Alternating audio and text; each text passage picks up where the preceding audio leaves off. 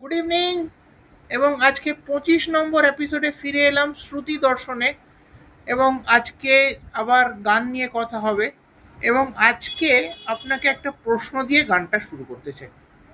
আচ্ছা বলুন তো, উত্তম কুমারের লিপে কিশোর কুমারের গাওয়া প্রথম গান কোনটা? সকলেই বলবেন যে সেই রাজকুমারীর গান, তবু বলে কেন সহসাই চলে এলে, বলো কি বলিতে এলে। আগে না, কিশোর কুমারের লিপে উত্তম কুমারের প্রথম গান ছিল সবরমতী সিনেমাতে, তাক দিন দিন ধার নেই কোনো চিন্তা। খুব একটা মজাদার গান। এবং এই গানে তার সঙ্গে ছিলেন ভানু বন্দ্যোপাধ্যায় এবং অরিন্দম গঙ্গোপাধ্যায়, মানে তখন তিনি মাস্টার অরিন্দম ছিলেন। এবং তার লিপে গান গেয়েছিলেন ইলা বসু। এবং ভানু বন্দ্যোপাধ্যায়ের লিপে কিশোর কুমার সেই তার ম্যানারিজম দিয়ে গানটা কমপ্লিট করেছিলেন। কিন্তু এই গানটার একটা বিচিত্র ব্যাপার আছে।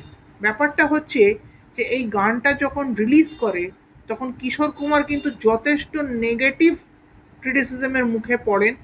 মানে তখন উত্তম কুমারের লিপে যেহেতু হেমন্ত মুখোপাধ্যায়, মান্না দে, শ্যামল মিত্ররা গান গাইছেন, কিশোর কুমারের লিপে উত্তম কুমারকে কিন্তু এই গানে কেউ মেনে নিতে পারেননি।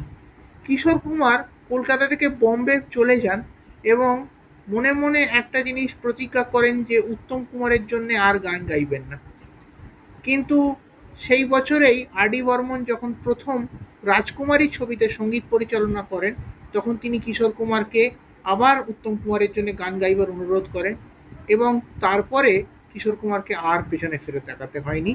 অর্থাৎ গানগুলো ছিল শুধু সুপারহিটই না, ব্লকবাস্টার। এই ধরনের আরও তথ্য জানার জন্য ফলো করুন আমার চ্যানেল শ্রুতি দর্শন। এবং আজ যেহেতু শ্রুতি দর্শনের 25তম পর্ব পূর্ণ হলো, মানে সিলভার জুবিলি, তাই সকলকে ধন্যবাদ পাশে থাকার জন্য।